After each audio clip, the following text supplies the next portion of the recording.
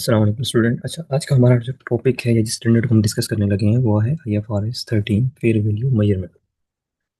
अगर हम इसकी इंपॉर्टेंस को देखें तो तकरीबन काफ़ी सारे स्टैंडर्ड में ये IFRS 13 यूज़ हो रहा होता है। जैसे कि अगर हम IFRS 9 की बात करें, फाइनेंशियल इंस्ट्रूमेंट, वहाँ पर हम जब लॉन्ग टर्म डेट में इन्वेस्टमेंट करते हैं या शॉर्ट टर्म डेट में इन्वेस्ट करते हैं, इसी तरह इक्विटी में इन्वेस्ट करते हैं। ठीक है, आपके पास इक्विटी की दो मेथड है, equity short term and long term. Short term करते हैं तो प्रॉफिट एंड लॉस में जो भी फेयर वैल्यू में चेंज आता है तो उसको प्रॉफिट एंड लॉस में रिकॉर्ड करते हैं। इसी तरह जब आप डेट में इन्वेस्टमेंट करते हैं तो उसमें भी जो फेयर वैल्यू में चेंज आता है शॉर्ट टर्म में तो उसको आप प्रॉफिट एंड लॉस में लेके जाते हैं।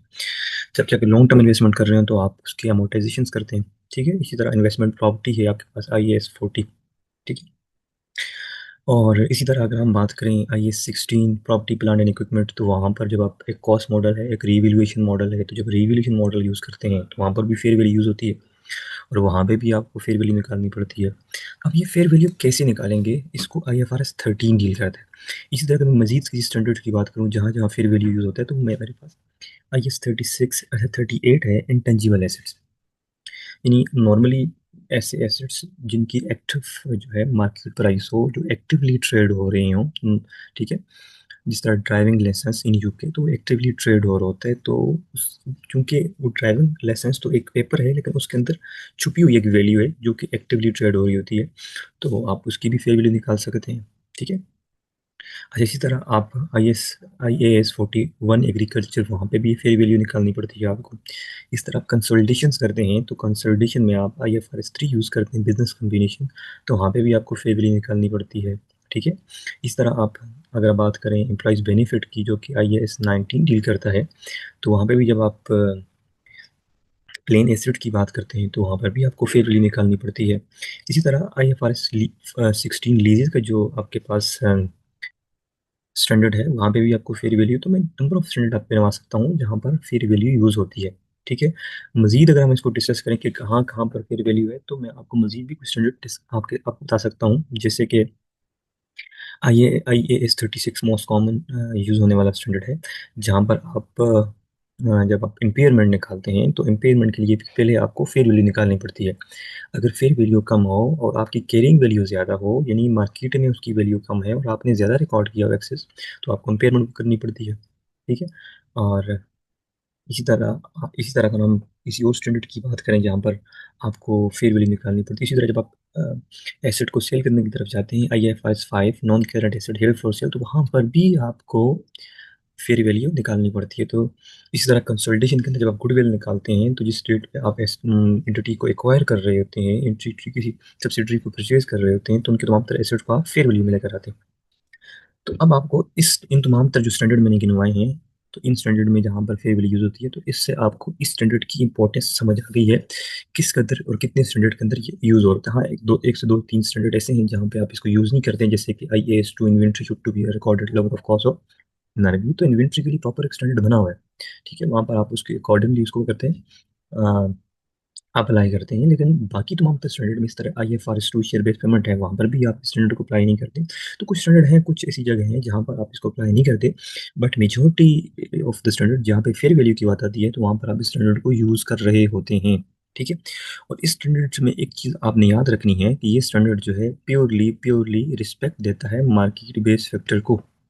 ठीक है, यानी जो चीज़ मार्केट में जब दो अननोन पर्सन आपस में डील करते हैं तो जो उनके दरमियान फैक्टर्स आते हैं, जो उनके दरमियान ट्रांजैक्शंस के दरमियान जो भी स्टेप्स होते हैं, जो भी चीज़ें इंकर होती हैं, ये उनको रिस्पेक्ट देता है, ना कि किसी एंटिटी के स्पेसिफिक फैक्टर्स को। ठीक है, जैसे किसी एक बिजनेस पे कोई उनकी इंटरनल पॉलिसी है कि हमने इस तरह का एसेट लेना है, इस तरह का एसेट नहीं लेना, तो अब ये उनकी इंटरनल पॉलिसी है, उनका इंटरनल फैक्टर्स है। अगर हम एसेट भी लेंगे तो उसको हम 500 में परचेज करेंगे, हम 500 से एक्स्ट्रा परचेज नहीं करेंगे। ठीक है, यानी एंटिटी ए तो एक नॉर्मल जो मार्केट में ट्रेड ट्रेड एंड परचेज करती है उस एसेट्स को वो 900 या 800 में परचेज करती है, जबकि एंटिटी बी की पॉलिसी है कि हम उसको हर हाल में जब भी हम इस तरह का एसेट या सिमिलर एसेट परचेज करेंगे तो हम उसको 500 से अबव परचेज नहीं करेंगे। तो अब ये एंटिटी के इंटरनल फैक्टर्स हैं, हम इसे फैक्टर्स को इग्नोर करेंगे और हम देखेंगे कि ओवरऑल मार्केट में किस तरह के फैक्टर्स हैं, या मार्केट का टर्म्स एंड कंडीशंस क्या हैं। तो सिंपल इज दिस कि हम मार्केट बेस्ड फैक्टर को रिस्पेक्ट देंगे, प्रायोरिटी देंगे, हम एंटिटी बेस्ड फैक्टर को इग्नोर करेंगे। और यही मेन जो इस स्टैंडर्ड की आप कह सकते हैं कोर प्रिंसिपल या बुनियादी प्रिंसिपल है, इसको इस पे ओवरऑल ये स्टैंडर्ड बेस करता है। आई थिंक यहाँ तक बातें यहाँ पे समझ आ गई होंगी। आगे हम देखते हैं कि जो स्टैंडर्ड है इसके अगर हम इसको डिफाइन करने की तरफ जाएं तो हम किस तरह से डिफाइन कर सकते हैं, या फिर हम इसकी डिफिनीशन को किस तरह से समराइज फॉर्म में लेकर आ सकते हैं। तो यहाँ पर अगर आप डिफिनीशन देखें, प्राइस रिसीव यानी वो इनफ्लो जो आप रिसीव करें कब, जब आप एसेट को सेल करें, जब आप एसेट को सेल करें। और इसी तरह अमाउंट पे करें कब, जब आप लाइबिलिटी को ट्रांसफ़र करें। ठीक है, तो याद रखिएगा कि जब भी आप एसेट सेल करते हैं तो इनफ्लो होता है, और इसी तरह ये बात भी याद रखें कि जब आप लाइबिलिटी को ट्रांसफ़र करते हैं तो आउटफ्लो होता है। जब आप अपने डेटर्स को पेमेंट करने की तरफ जाएंगे तो डेफिनेटली आप पेमेंट्स कर रहे होंगे, आउटफ्लो होगा। ठीक है, तो हम देखेंगे कि हमें क्या रिसीव हुआ और क्या आउटफ्लो हुआ। ठीक है, अब हम हमें क्या रिसीव हुआ, या किसी भी कंपनी को जिसने ये एसेट सेल किया उसको क्या रिसीव हुआ। जब हम चूंकि मार्केट वैल्यू उठा रहे हैं, फेयर वैल्यू उठा रहे हैं, हमें क्या रिसीव हुआ, ABC को क्या रिसीव हुआ, XYZ को क्या रिसीव हुआ जब उसने ये एसेट सेल किया। ठीक है, इसी तरह जब लाइबिलिटी को ट्रांसफ़र किया। लेकिन जब भी आप किसी एंटिटी को उठाएंगे कि उसको क्या इनफ्लो हुआ क्या आउटफ्लो हुआ, लेकिन वहाँ पर आपने इस बात को कीप इन माइंड रखना है कि जो ट्रांजेक्शन्स हो रही है वो ऑर्डरली ट्रांजेक्शन हो। क्या बात कर रहा हूँ, कि जो ट्रांजेक्शन्स हो रही है वो ऑर्डरली ट्रांजेक्शन हो। सर समझ नहीं आई। ऑर्डरली ट्रांजेक्शन का मतलब ये है कि वो इस कुछ वो जो दो पार्टीज या तीन पार्टीज जो ट्रांजैक्शंस करने की तरफ जा रही हैं, एक बायर होगा एक सेलर होगा, वो रिलेटेड पार्टी ना हो। अगर रिलेटेड पार्टीज इन्वॉल्व हों ट्रांजैक्शंस के अंदर तो वहाँ पर इमोशन और रिलेशनशिप आ जाता है, और मैं भी वो प्राइस अंडर चार्ज करें। अब अगर आप उस प्राइस को उठाएंगे तो वो मार्केट प्राइस को रिप्रेजेंट नहीं करेगी। ठीक है, आपको example number one, orderly transaction का मतलब ये है कि वो फोर्सेबल सेल्स ना हो। अब आप किसी बंदे के पास जाते हैं और आप बड़े अथॉरिटेटिव पर्सन हैं, आपके पास अच्छी खासी अथॉरिटी है, आप वेल नोन पर्सन हैं, और आपको वो एसेट चाहिए और आप उस बंदे को फोर्स करते हैं, पहले रिक्वेस्ट करते हैं कि वो एसेट सेल कर दे। अगर वो सेल नहीं करता तो फिर आप फोर्स करते हैं उस एसेट को परचेज करने के लिए। तो मैं भी कि आपकी जो पावर है वो बहुत ज़्यादा हो और उसकी वजह से आप वो प्राइस चार्ज ना करें जो नॉर्मल मार्केट में दो अननोन पर्सन चार्ज करते हैं। तो अब अगर किसी किसी जगह कोई एसेट सेल हुआ है और वो फोर्सेबल सेल है, अब मैं अपनी कंपनी में अगर फेयर वैल्यू के तौर पर उस एसेट को उठाऊंगा तो मैं भी अंडर वैल्यू अपने एसेट को कर लूँ। या मैं भी किसी एक पर्सन ने किसी दूसरे पर्सन को एसेट सेल किया और पार्टी ए के पास अथॉरिटी है, उसने बी को फोर्स किया कि वो उसका वो एसेट परचेज कर ले। अब चूंकि ए के पास अथॉरिटी है तो मे बी नॉर्मली वो एसेट 1000 का सेल होता है, $1000 का, तो उसने 1200 का वो सेल कर दिया। तो इसी तरह हम इसमें ये भी देखते हैं ऑर्डरली ट्रांजेक्शन्स में, या हम कह सकते हैं कि ऑर्डरली ट्रांजेक्शन्स के अंदर फोर्सेबल सेल ना हो।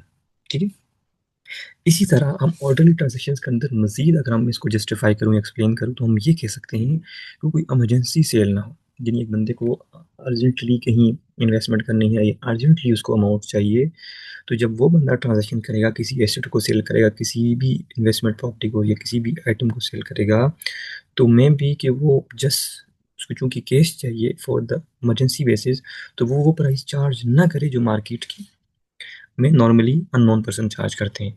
तो इस केस में भी हम ऐसी किसी भी प्राइस को नहीं उठाएंगे अपने एसेट को फेयर वैल्यू करने के लिए, बेंचमार्क नहीं बनाएंगे जहां पर इमरजेंसी सेल हो। और इसके साथ साथ आपने इस बात को भी याद रखना है, इस बात को भी कीप इन माइंड रखना है कि जो दो पार्टीज आपस में सेल कर रही हैं, एक सेलर एंड बायर जब आप आपस में ट्रांजेक्शन कर रहे हैं तो दोनों वेल नोन हो, मार्केट को समझते हों कि उस टाइम उस एसेट की एक्टिव मार्केट वैल्यू क्या है, तो तभी जाकर हम उसको बेंचमार्क बनाकर अपने एसेट को फेयर वैल्यू पर लेकर आएंगे। ठीक है, और मार्केट पार्टिसिपेंट के दरमियान में हो, यानी दूसरी चीज़ जो ऑर्डरली ट्रांजेक्शन की बात आप देखेंगे, market participant and measurement date, ये सिंपल इज दिस कि जो दो लोग हैं वो मार्केट पार्टिसिपेंट हों, यानी बड़ा रेयर ना हो किसी ऐसा पर्सन जिसने जो फर्स्ट टाइम आया जस्ट ट्रांजेक्शन्स की और उसने फिर कभी ट्रांजेक्शन नहीं करनी। ठीक है, या फिर दो फैमिली मेंबर के दरमियान ट्रांजेक्शन हो रही है। ठीक है, स्टॉक आपने let's suppose share buy and sell करने हैं, तो एक तो स्टॉक एक्सचेंज के थ्रू एक या फिर इसके ऑपोजिट क्या है, मार्केट पार्टिसिपेंट ना हो तो वो मे भी किसी भी लोकल प्लेस पे वो चीज़ों को सेल एंड परचेज करें। अच्छा, मेजरमेंट डेट क्या है कि मुझे लेट्स सपोज दिसंबर 2025 को अपने एसेट्स को फेयर वैल्यू पर लेकर आना है, और मैं एसेट की फेयर वैल्यू उठा रहा हूँ दिसंबर 2023 या 2024 या 2021। तो अब ये जो मेजरमेंट डेट है ये एक्यूरेट नहीं है। मुझे अपने एसेट्स को फेयर वैल्यू पे लाने के लिए, बेंचमार्क सेट करने के लिए मुझे दिसंबर 2024 की फेयर वैल्यू 2025 की फेयर वैल्यू उठानी होगी, क्योंकि मैं अभी अपने एसेट को फेयर वैल्यू पे लेकर आ रहा हूँ। ठीक है, तो ये कुछ ऐसे फैक्टर्स हैं, जब भी आप फेयर वैल्यू आईएफआरएस 13 की बात करते हैं तो इन चीज़ों को आपने अपने माइंड में रखना है। ठीक है। अच्छा, इस स्टैंडर्ड के अंदर दो मजीद एक टर्म्स यूज होती हैं, एक को हम कहते हैं प्रिंसिपल मार्केट और एक को हम कहते हैं advantages market, most advantages market. अच्छा, ये क्या होती है, तो इसको एक्सप्लेन करते हैं। कोशिश करूंगा कि सिंपल ही रखूं ताकि आपको इजी इजी टू अंडरस्टैंड हो। अच्छा, प्रिंसिपल मार्केट वो मार्केट होती है जहां पर ट्रांजैक्शंस का जो वॉल्यूम है वो हाई हो। जैसे कि मैं आईफोन 17 की बात करूं या 15 की बात करूं, तो आईएफआरएस 15 जो है, मार्केट ए के अंदर 100,000 यूनिट सेल हुए हैं 2025 के अंदर, जबकि मार्केट बी के अंदर जो है जस्ट 100 या 500 यूनिट सेल हुए हैं। तो अब जो प्रिंसिपल मार्केट यहाँ पर है वो मार्केट है जहाँ पर वॉल्यूम हाई है। ठीक है, जब हम हाई वॉल्यूम की तरफ जाएंगे तो वहाँ के जो लोग होंगे, वहाँ की जो पॉपुलेशन होंगी, जो बायर एंड सेलर होगा, जब 100,000 यूनिट बाय एंड सेल करने वाले मौजूद होंगे तो उनको उस आइटम के बारे में, उस एसेट के बारे में हाई नॉलेज होगा, हाई इन्फॉर्मेशन होगी, एज ऑपोजिट टू जहाँ पर ट्रांजेक्शन्स का volume just in a few number, just 100 against of 100,000। तो मे बी कि वहाँ की जो मार्केट का जो नॉलेज हो, जो वहाँ पर सेलर एंड बायर हो, उनके पास उस तरह का नॉलेज ना हो, as opposite to high volume market.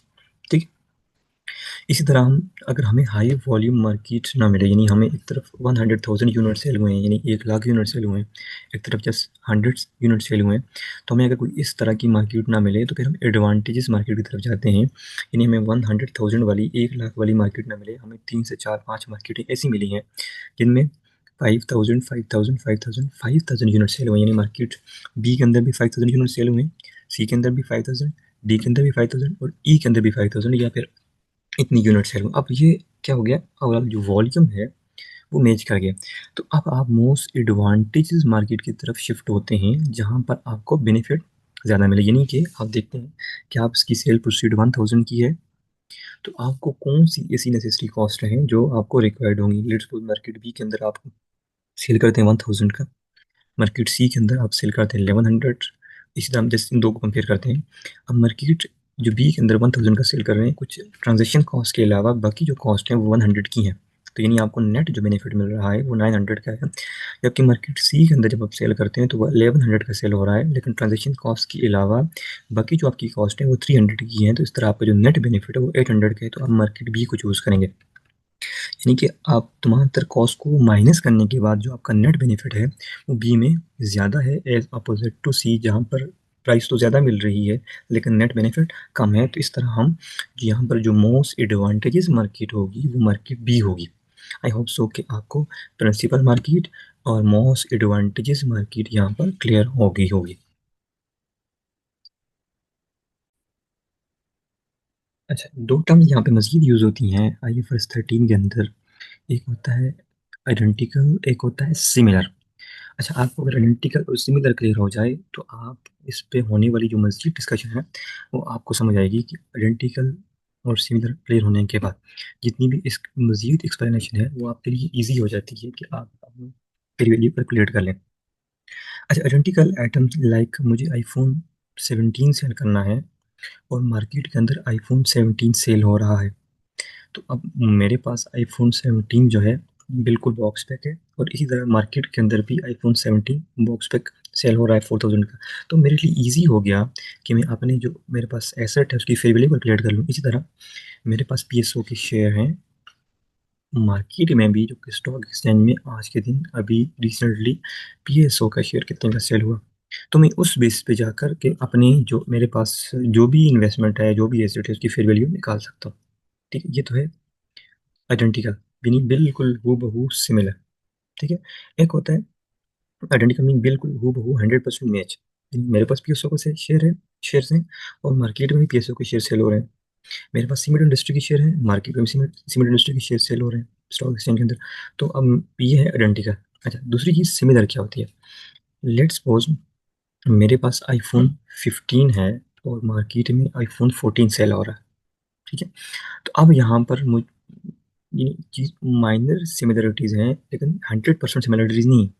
तो अब यहाँ पर मुझे अपनी जो वैल्यू है उसको कैलकुलेट करने के लिए कुछ एक्सटर्नल फैक्टर्स को एडजस्ट करना पड़ेगा। यानी मेरे पास extra RAM, extra memory, camera quality, अगर ये एक्स्ट्रा हो तो मार्केट प्राइस क्या हो सकती है। ठीक है? इन 100% मैच नहीं कर रहा, सिमिलर है लेकिन 100% मैच नहीं कर रहा। तो इस केस, तो ये है, इस चीज़ को भी आपने अपने माइंड में रखना है जब हम जो चीज़ें आगे पढ़ने जा रहे हैं, जो चीज़ आगे डिस्कस डिस्कस करने जा रहे हैं, उनके लिए जो ये तो नेम है आइडेंटिकल और सिमिलर, इनका क्लियर होना बहुत ज़रूरी है। दोबारा एक्सप्लेन कर देता हूँ। आइडेंटिकल मीन्स 100% जो चीज़ हूबहू हो। ठीक है? और सिमिलर मीन जो चीज़ हूबहू ना हो, उस जैसी हो, माइनर जो फैक्टर्स हैं उनको एडजस्ट करने के बाद उसकी प्राइस निकल आए। ठीक। अच्छा, जब भी आप किसी एसेट्स को वैल्यू करने की तरफ जाते हैं तो सबसे पहले आप उसकी कोटेड प्राइस देखते हैं। यानी जब आप किसी भी ऐसे एसेट्स को जो कोई भी एसेट जब आप उसकी वैल्यू करने की तरफ जाएंगे तो सबसे पहले आप देखेंगे आइडेंटिकल है सिमिलर है। आइडेंटिकल है तो आप जा करके स्टॉक एक्सचेंज से या जहाँ पर जो भी उसकी सिमिलर मार्केट होगी वहाँ से आप वो वैल्यू उठा लेंगे। ठीक है?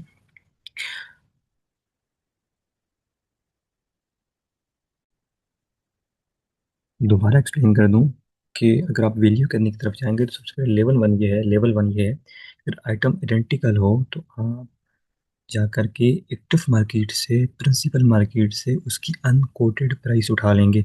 नहीं, आपको वहाँ पर कोई एडजस्टमेंट नहीं करनी। वो 500 का है तो 500 ही आपने उठा लेना है। वो 1000 का सेल हो रहा है तो 1000 ही उठा लेना है। वो एडजस्टमेंट आपने परफॉर्म नहीं करनी। ठीक है? जैसे कि स्टॉक एक्सचेंज के शेयर।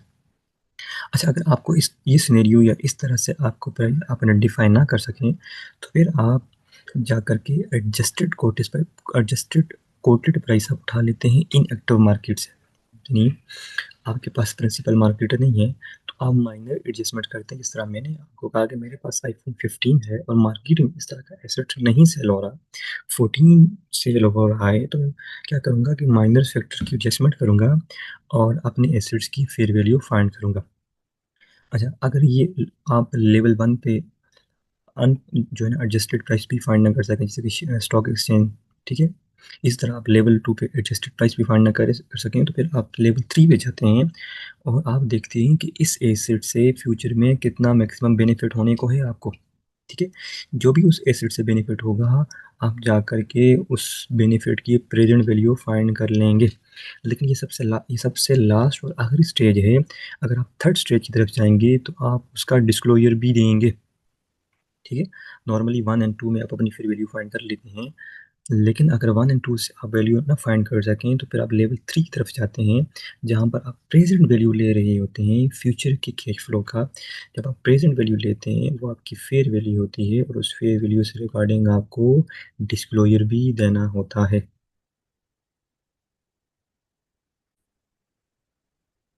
आई होप सो कि यहाँ तक जितनी हमारी डिस्कशन हुई है वो आपको समझ आई हो। अच्छा, लास्ट और आखिरी बात पे इंशाल्लाह बाकी जो चीज़ें हैं नेक्स्ट वीडियो में कवर करेंगे। जिस भी एसेट्स की फेयर वैल्यू की तरफ आप जाएंगे तो इन बातों को भी आपने नोट करना है, इन पॉइंट्स को भी कीप इन माइंड रखना है कि वो जो फेयर वैल्यू आप कैलकुलेट कर रहे हैं जिस एसेट्स की, जिसको सेल करने की तरफ जा रहे हैं, वो जो लीगली परमिजेबल हो। ठीक है? गवर्नमेंट की तरफ से कोई रिस्ट्रिक्शन उस पे ना हो। ठीक है? वो किसी की बॉडी की तरफ से कोई रिस्ट्रिक्शन ना हो। ठीक है? फिजिकल पॉसिबल भी हो। यानी आप कहें कि हम बिटवीन स्काई एंड जो है ना ऑन द अर्थ मिड में जाकर के हम बिल्डिंग क्रिएट कर रहे हैं, उसकी फेयर वैल्यू निकालनी है तो दो there is no fair value. ठीक है? तो यानी पॉसिबल भी हो, इस तरह फाइनेंशियल फिजिबल भी हो, आप उसको, आपके पास इतने रिसोर्स हों कि आप उस काम को जो भी करने की बजाय फाइनेंशियली पॉसिबल हो। तो ये तीन बातें भी इस ये जितनी डिस्कशन है इसके साथ साथ अपने माइंड में रखनी है। लीगली परमिसिबल, फिजिकली पॉसिबल और फाइनेंशियली फिजिबल।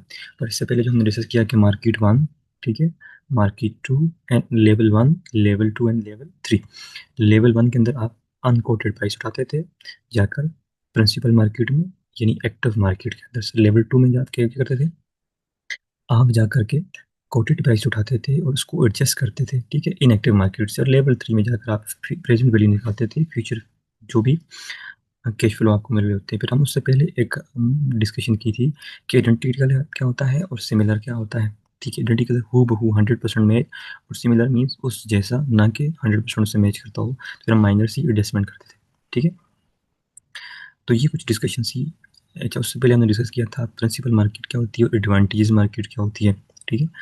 और इसी तरह कि स्टैंडर्ड किन किन स्टैंडर्ड के अंदर यूज़ होता है, तो ये कुछ हमने डिस्कशन की थी। और किन स्टैंडर्ड के अंदर यूज़ नहीं होता, जैसे कि IFRS 2, ठीक है। इसी तरह आप कह सकते हैं कि IAS 2, ठीक है, इन्वेंट्री का जो स्टैंडर्ड है। इसके साथ साथ हमने डिस्कस किया था कि ये जो है मार्केट बेस्ड फैक्टर को रिस्पेक्ट देता है और इंट्राडे बेस्ड फैक्टर को डिनाई करता है। आई होप सो कि ये एक समरी थी जो आपको याद रखनी है स्टैंडर्ड से रिगार्डिंग। मजीद कैलकुलेशन की तरफ हम इंशाल्लाह नेक्स्ट वीडियो में जाएंगे। और ये जितने भी थ्योरेटिकल पॉइंट्स हैं आपने इनको कीप इन माइंड रखना है, तभी जा करके जो हम फर्दर डिस्कशन करेंगे नेक्स्ट वीडियो के अंदर वो आपको समझ आएगी।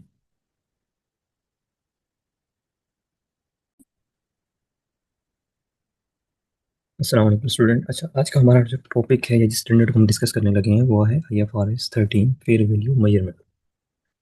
अगर हम इसकी इंपॉर्टेंस को देखें तो तकरीबन काफ़ी सारे स्टैंडर्ड में ये IFRS 13 यूज़ हो रहा होता है। जैसे कि अगर हम IFRS 9 की बात करें, फाइनेंशियल इंस्ट्रूमेंट, वहाँ पर हम जब लॉन्ग टर्म डेट में इन्वेस्टमेंट करते हैं या शॉर्ट टर्म डेट में इन्वेस्ट करते हैं, इसी तरह इक्विटी में इन्वेस्ट करते हैं, ठीक है। आपके पास इक्विटी की दो मेथड है, equity short term and long term. Short term करते हैं तो प्रॉफिट एंड लॉस में जो भी फेयर वैल्यू में चेंज आता है तो उसको प्रॉफिट एंड लॉस में रिकॉर्ड करते हैं। इसी तरह जब आप डेट में इन्वेस्टमेंट करते हैं तो उसमें भी जो फेयर वैल्यू में चेंज आता है शॉर्ट टर्म में तो उसको आप प्रॉफिट एंड लॉस में लेके जाते हैं। जब जब लॉन्ग टर्म इन्वेस्टमेंट कर रहे हैं तो आप उसके अमोर्टाइजेशन करते हैं, ठीक है। इसी तरह इन्वेस्टमेंट प्रॉपर्टी है आपके पास IAS 40, ठीक है।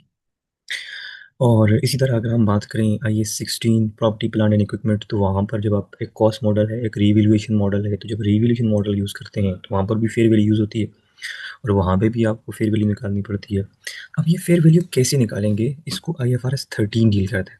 इसी तरह अगर मैं मजीद किसी स्टैंडर्ड की बात करूँ जहाँ जहाँ फेयर वैल्यू यूज़ होता है, तो मेरे पास IAS 36, 38 है, इंटेंजिबल एसेट्स।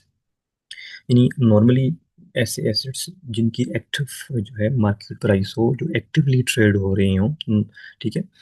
जिस तरह ड्राइविंग लाइसेंस इन यूके तो एक्टिवली ट्रेड हो रहा होता है, तो चूंकि वो ड्राइविंग लाइसेंस तो एक पेपर है लेकिन उसके अंदर छुपी हुई एक वैल्यू है जो कि एक्टिवली ट्रेड हो रही होती है, तो आप उसकी भी फेयर वैल्यू निकाल सकते हैं, ठीक है। अच्छा, इसी तरह आप IAS 41 एग्रीकल्चर, वहाँ पे भी फेयर वैल्यू निकालनी पड़ती है आपको। इस तरह आप कंसोलिडेशंस करते हैं तो कंसोलिडेशन में आप IFRS 3 यूज़ करते हैं, बिजनेस कम्बिनेशन, तो वहाँ पे भी आपको फेयर वैल्यू निकालनी पड़ती है, ठीक है। इस तरह आप अगर बात करें एम्प्लॉयज़ बेनिफिट की जो कि IAS 19 डील करता है, तो वहाँ पे भी जब आप प्लेन एसिड की बात करते हैं तो वहाँ पर भी आपको फेयर वैल्यू निकालनी पड़ती है। इसी तरह IFRS 16 लीजेस का जो आपके पास स्टैंडर्ड है, वहाँ पे भी आपको फेयर वैल्यू, तो मैं नंबर ऑफ स्टैंडर्ड आपको बनवा सकता हूँ जहाँ पर फेयर वैल्यू यूज़ होती है, ठीक है। मज़ीद अगर हम इसको डिस्कस करें कि कहाँ कहाँ पर फेयर वैल्यू है, तो मैं आपको मज़ीद भी कुछ स्टैंडर्ड आपको बता सकता हूँ। जैसे कि IAS 36 मोस्ट कॉमन यूज़ होने वाला स्टैंडर्ड है, जहाँ पर आप जब आप इम्पेयरमेंट निकालते हैं तो इम्पेयरमेंट के लिए पहले आपको फेयर वैल्यू निकालनी पड़ती है। अगर फेयर वैल्यू कम हो और आपकी कैरिंग वैल्यू ज़्यादा हो, यानी मार्केट में उसकी वैल्यू कम है और आपने ज़्यादा रिकॉर्ड किया हो एक्सेस, तो आपको इम्पेयरमेंट करनी पड़ती है, ठीक है। और इसी तरह अगर हम किसी और स्टैंडर्ड की बात करें जहाँ पर आपको फेयर वैल्यू निकालनी पड़ती है, इसी तरह जब आप एसेट को सेल करने की तरफ जाते हैं, IFRS 5 non current asset held for sale, तो वहाँ पर भी आपको फेयर वैल्यू निकालनी पड़ती है। तो इसी तरह कंसोलिडेशन के अंदर जब आप गुडविल निकालते हैं तो जिस डेट पे आप एंटिटी को एक्वायर कर रहे होते हैं, एंटिटी किसी सब्सिडरी को परचेज कर रहे होते हैं, तो उनके तमाम तरह एसेट को आप फेयर वैल्यू में लेकर आते हैं। तो अब आपको इस इन तमाम तरह जो स्टैंडर्ड मैंने गिनवाए हैं, तो इन स्टैंडर्ड में जहाँ पर फेयर वैल्यू यूज़ होती है, तो इससे आपको इस स्टैंडर्ड की इंपॉर्टेंस समझ आ गई है, किस कदर और कितने स्टैंडर्ड के अंदर ये यूज़ होता है। हाँ, एक से दो तीन स्टैंडर्ड ऐसे हैं जहाँ पे आप इसको यूज़ नहीं करते हैं, जैसे कि IAS 2 inventory should to be recorded level of cost of NRV, तो इन्वेंट्री के लिए प्रॉपर एक स्टैंडर्ड बना हुआ है, ठीक है। वहाँ पर आप उसके अकॉर्डिंगली उसको करते हैं, अप्लाई करते हैं, लेकिन बाकी तमाम तो स्टैंडर्ड में इस तरह आईएफआरएस 2 शेयर बेस्ड पेमेंट है, वहाँ पर भी आप स्टैंडर्ड को अप्लाई नहीं करते। तो कुछ स्टैंडर्ड हैं, कुछ ऐसी जगह हैं जहाँ पर आप इसको अप्लाई नहीं करते, but majority of the standard जहाँ पे फेयर वैल्यू की बात आती है, तो वहाँ पर आप इस स्टैंडर्ड को यूज़ कर रहे होते हैं, ठीक है? और इस स्टैंडर्ड्स में एक चीज़ आपने याद रखनी है कि ये स्टैंडर्ड जो है प्योरली प्योरली रिस्पेक्ट देता है मार्केट बेस्ड फैक्टर को, ठीक है? यानी जो चीज़ मार्केट में जब दो अननोन पर्सन आपस में डील करते हैं, तो जो उनके दरमियान फैक्टर्स आते हैं, जो उनके दरमियान ट्रांजैक्शंस के दरमियान जो भी स्टेप्स होते हैं, जो भी चीज़ें इंकर होती हैं, ये उनको रिस्पेक्ट देता है, ना कि किसी एंटिटी के स्पेसिफिक फैक्टर्स को, ठीक है?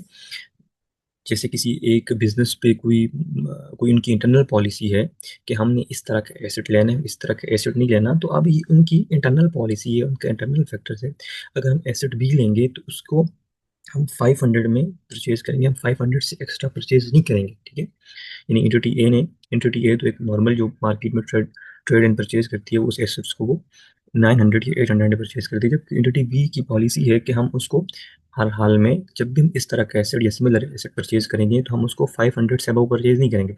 तो अब ये एंटिटी के इंटरनल फैक्टर्स हैं, हम इसे फैक्टर्स को इग्नोर करेंगे और हम देखेंगे कि ओवरऑल मार्केट में किस तरह के फैक्टर्स हैं, या मार्केट का टर्म्स एंड कंडीशंस क्या हैं। तो सिंपल इज दिस कि हम मार्केट बेस्ड फैक्टर को रिस्पेक्ट देंगे, प्रायोरिटी देंगे, हम एंटिटी बेस्ड फैक्टर को इग्नोर करेंगे। और यही मेन जो इस स्टैंडर्ड की आप कह सकते हैं कोर प्रिंसिपल या बुनियादी प्रिंसिपल है, इस पे ओवरऑल ये स्टैंडर्ड बेस करता है। आई थिंक यहाँ तक बातें आपको समझ आ गई होंगी। आगे हम देखते हैं कि इस